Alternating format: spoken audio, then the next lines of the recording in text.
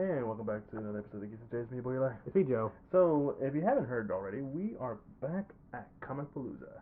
And so, that's just us for letting you guys know and also let the people out there know um, that we will be live at Comic Palooza. Was it May?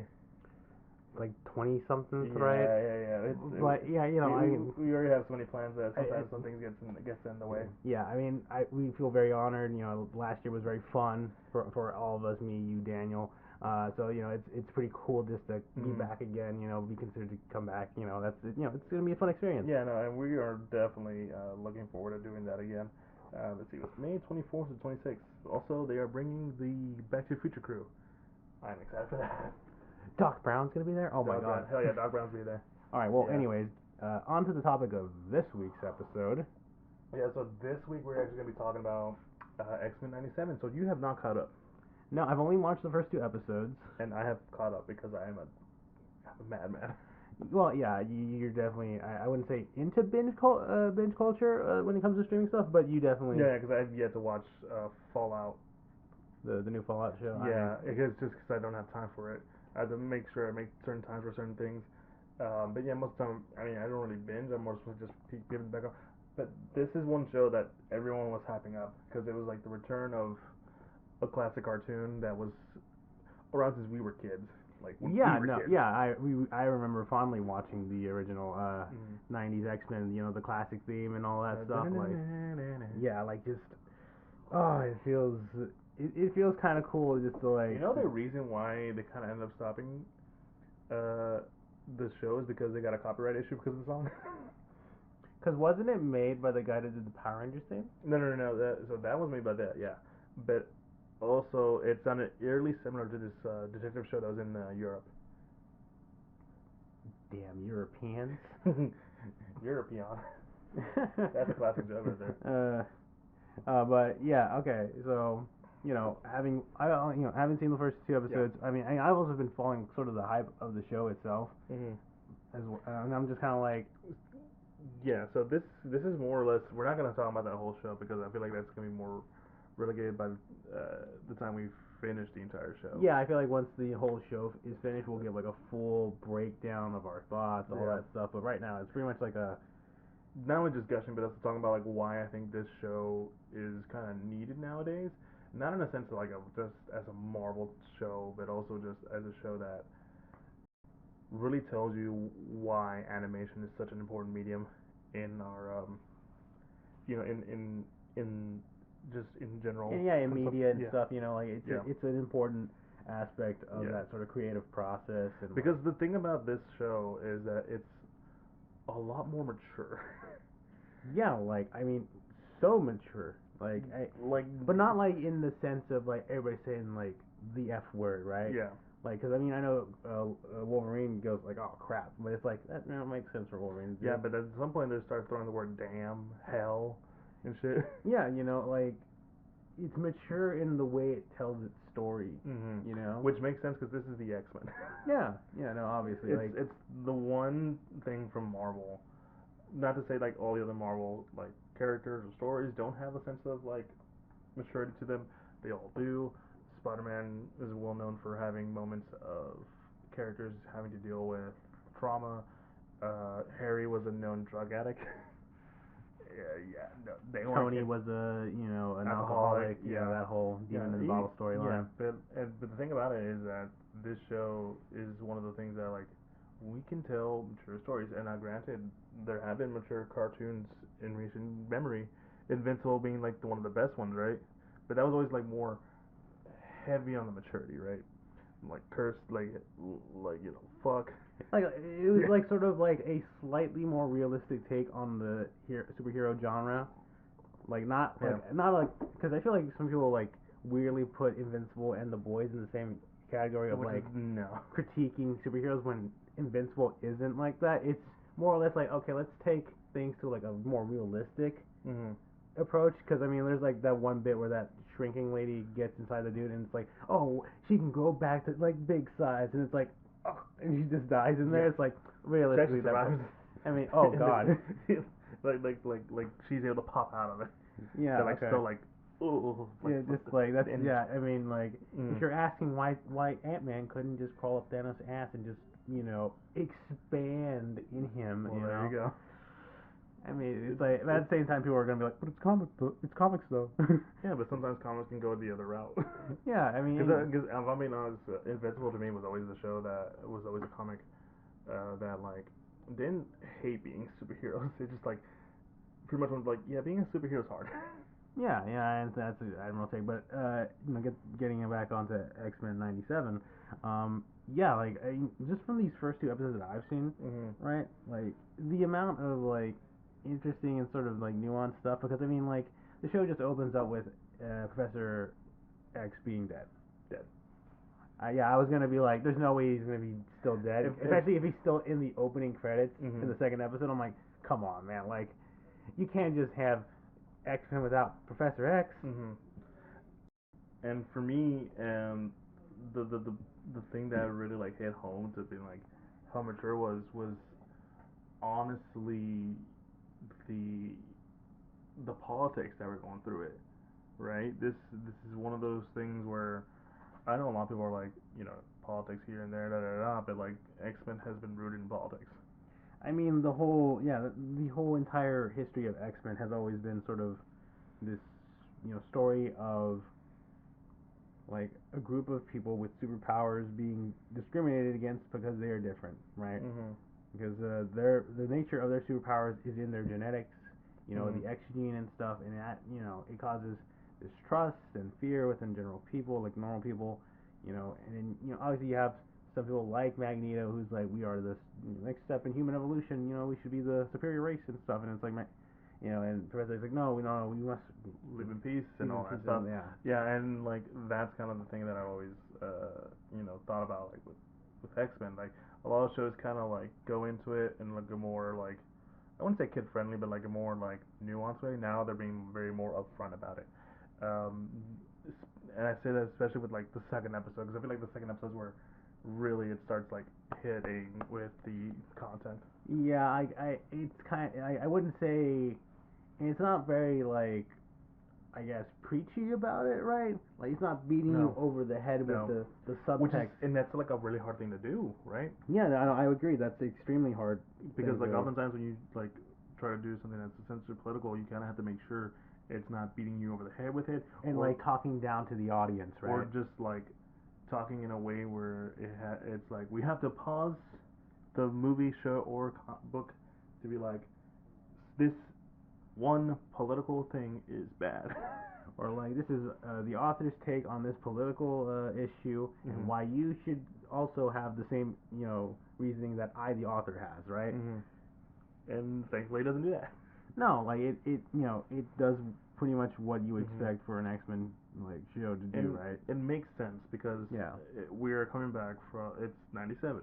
It's like a year or two after you know this when the show ended, right? Yeah. And now it's back. What do we do? Our audience has matured, therefore we have to go forward with the maturity of this um, show, and that's kind of like what I mean by like this is a show that not only lets you know we can tell mature stories through animation, but we can also do something that's can be fun.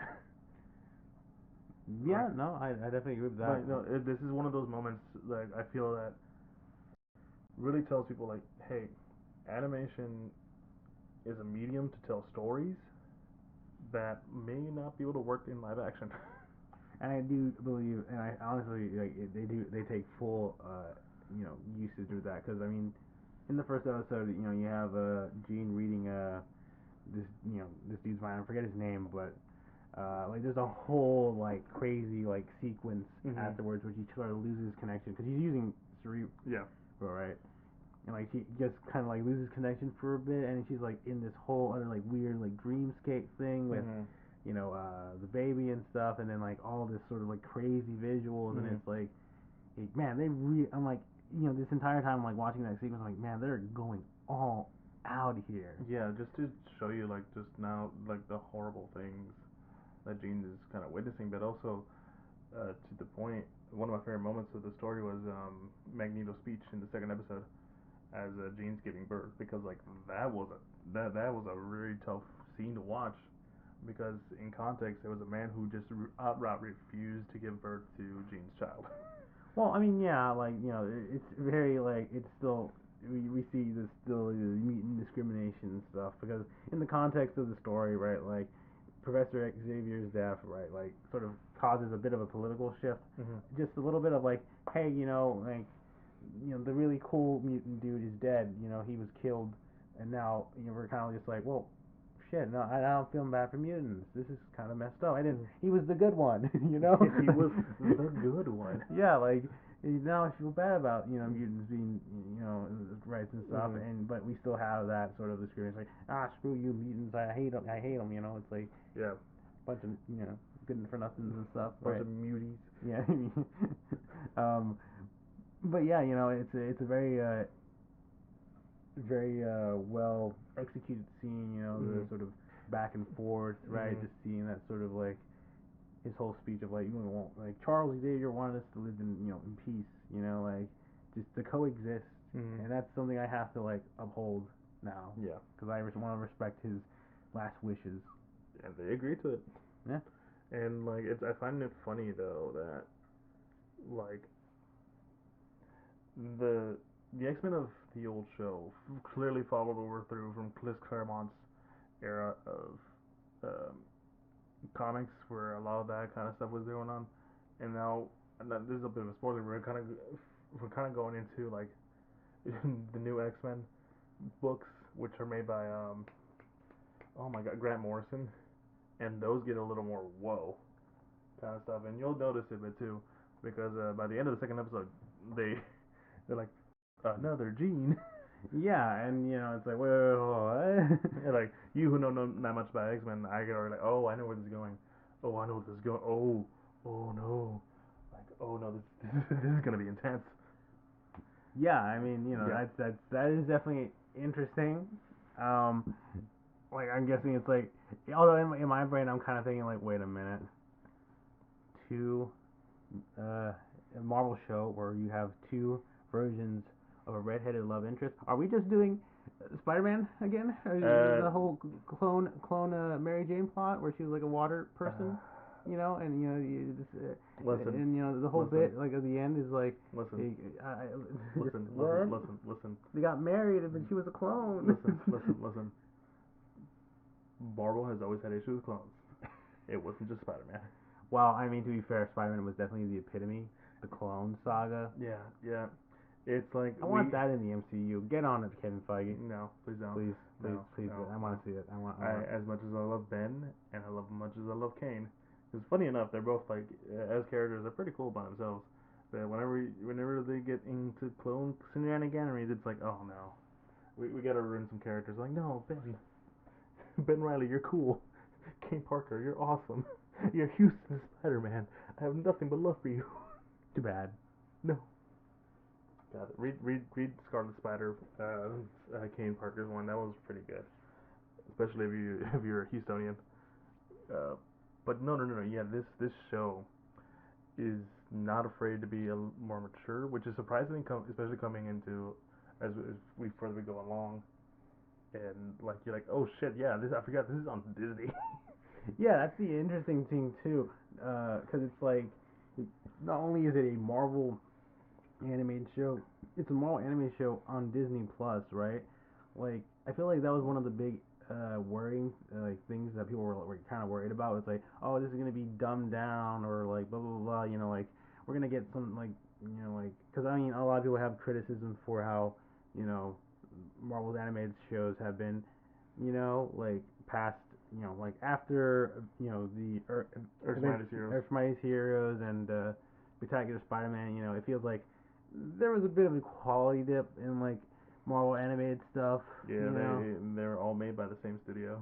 Yeah, and it's like I mean, listen, don't get me wrong. It's like it starts off like very like I remember watching something like it starts off very like a little bit with detail and then just can become like really flat kind of anime-esque design. Yeah. No, this is like, listen, don't get me wrong. Hulk and the Agents of Smash is a fun idea. Just I what the fuck, just nah. It was weird that it became like a what do you call those like reality shows where they put the Yeah, like what kind of cocaine were they using in the writers' room, man? it was cool when they did it for the West Coast Avengers because that was like a really cool panel moment. Because there's a West Coast Avengers comic with like a lot of some of the younger groups like America Chavez, uh, both Hawkeyes, and some other characters. But like I remember there'd be like a moment where like they're like they're like weirded out. It cuts to them being like in the interview box and like uh yeah no that It's was like an office joke. Yeah, okay, yeah, all right, I and get that. that's I throughout get the that. whole books. No, I'm like that's pretty cool. that's a fun bit. That's a fun bit, Yeah. especially in comic format. Yeah. Yeah, but no, it's like I said, it's one of those things where like not only did we get a chance to be more mature, we're showing off how we can able to tell the stories in animation, but also it's like it kind of gives me confidence into like what I've always been saying about like a lot of Disney animated stuff. There's a lot of good stuff in there, but a lot of people don't pay attention to it. Like That's fair. Yeah. like I got into the Owl House thanks to a friend, and that's like one of the best shows. And also like one of those shows like, wow, this is surprisingly mature, Mhm. and no one's paying attention to it. Even Gravity Falls. Remember that show? Yeah, well, I mean, Gravity Falls definitely has its fan base, though. Like, it definitely had a fan base. And granted, I mean, Yeah. maybe it's because it came out around the time when Tumblr Yeah. was pretty big and popular, right? And Yeah. I feel like that helped boost Mhm. popularity in And Gravity here Falls it's like and stuff. it's like a perfect mature like take on something that that is that is you remember from your childhood. But no, yeah, I've thoroughly enjoyed this show. It's so good, and I want to talk about it more, but you haven't finished it. But also, I kind of want to see where they keep going with this. Well, I've seen certain bits of like stuff that's been talked about, and it's like I think it continues a little bit, especially in sort of in the art department, right? Because there's certain like stuff I've seen, like certain stills, and I'm just like, holy crap, that is like, man, they are really going all out here. Yeah, they are. And like it's funny because I remember when I first announced it was like, ugh. Yeah, there's definitely some people that are kind of like, it had it looked very like CG with like cell shading, and like it gets and like that was kind of the big worry because it looks a little wonky sometimes, and I get it. Yeah, no, like I would say it's kind of like those commercials of those people like looking in the sort of retro '80s style. I think I feel like I've seen like a commercial where like it's these like pale white people with the black hair and like the '80s outfits, that sort of Oh style. yeah, yeah, I yeah, mean, yeah. that was a commercial that There was like, actually a show like that was called Moon Beam City. I think that's what I was actually remembering. I think Yeah, that's what I'm remembering yeah. actually. No, that was actually a fun show. I like that one. But I they think canceled it. it has that, a little bit of like because that looks kind of weird, right? Yeah, almost Archer level thing. Yeah, yeah. I probably like that's probably something I probably would compare it to. But that one has like a lot of bold lines to it. Yeah. That's kind of like it's supposed to be the art style. Yeah. But this one like it's clearly obviously using a lot of like CG models, but like doing the good thing of like still using 2D animation to help like give it that feel of 2D feel, like you know. Yeah, yeah, no, definitely. Because there's moments where I'm like, I can't tell anymore. Yeah. It just works. It's like when I see a bad CGI anime, I was like, oh, I can see the CGI, and to be fair though, there's a lot of CGI anime is getting better. Yeah, it's just sort of the nature of the beast, right? And it just takes time, guys. Also knowing how to work with CG. Yeah. Yeah, and these guys, it's Studio Mir, so those guys know what they're doing. So, because you remember Legend of Korra? Yeah. Yeah, those guys. Mm. And you remember those fight scenes? Yeah, pretty good. Oh yeah, they're pretty good. They're pretty good. But yeah, no, it's what I'm really excited for a lot of people to check out is again like not only just the animation being spectacular and almost like shot very good. You know, there's a lot of good compositions going on. There's also just like a much more mature take on the story that for some people like it's always the same, but like no, we there is ways you can modernize this, but still have it feel like sort of new, even though it's old. Right. and I'm very much happy to see people enjoying it. And like and you say like I'm always binging. I'm so glad this show is a weekly. That has been the other sort of talking point with the show. Honestly, that it's sort of bringing up sort of this thing when it comes to Yep. streaming shows of like, is it better to do it by the sort of that original sort of TV format of like, airing an episode every week and stuff, right? Or do The binge. like Netflix is like drop everything on one sort of deal. And I'm gonna be honest, being a JoJo's Bizarre Adventure fan, and You would bring this up. the treatment of Part 6, Stone Ocean, I probably am definitely sympathetic to the just a weekly format, because I mean like I definitely agree with the whole bit of um like like the hype for Part 6 Yeah. just absolutely died. Mm. Like, don't get me wrong, like I feel like Netflix tried to avail that, because I think Netflix kind of understands with a little bit of that. Yeah. Because here's the thing, I know for a fact that I think on the Japanese like Netflix, whenever they air anime, they do it weekly. Yeah, they did. I remember that. So like in my brain, like I feel like they have the numbers from that end, but like I think that American audiences. Yeah, when it's over the seas, it's a little different because I did not an anime, but like the one I remember, which was weird because like that first season of Riverdale. Remember that show? Yeah, Like that was a weekly show, and then like on Netflix for the UK, it was released all at once. yeah. And I'm just like, that's weird. That's weird. Why would you do that? Because I remember that was a talking point for a lot of people who were watching that show. Like, why would they do that? I was like, I don't know. Yeah, but like like I'm saying, right? Like you lose a bit of the hype. Netflix tried to alleviate it by having them all released in like batches here and there, but like it feels like, because with the other parts, it felt like such a big deal once you got to the end, right? Where it's like, oh my god, like that sort of thing when big stuff sort of happens. But with Part 6, it's like, it sort of just whimpered out eventually, and it's like, what the hell, And you don't want that for the last part of JoJo. Yeah, for this last bit before they do the whole other parts that aren't really related to the previous ones. But yeah, I definitely am more sympathetic to that idea. I mean, granted, I think the whole binge culture thing has its merits, because there are some people that, rightfully, I know there's definitely some people that will just wait for the rest of the show to come out if it's weekly, just to watch it all in one go, because they're like, I don't want to wait a week or two or whatever for a show to come out and that I like, and then next it does something that I don't like, and then it's like, all right, I wasted my time waiting for it or something like that, I think it's a good place to end it too. Yeah, no, watch X-Men '97. It's really good, and we will be back for the rest of that. But if you enjoyed what you heard, even though it's a little short one today, because we still need to pump out episodes. Yeah.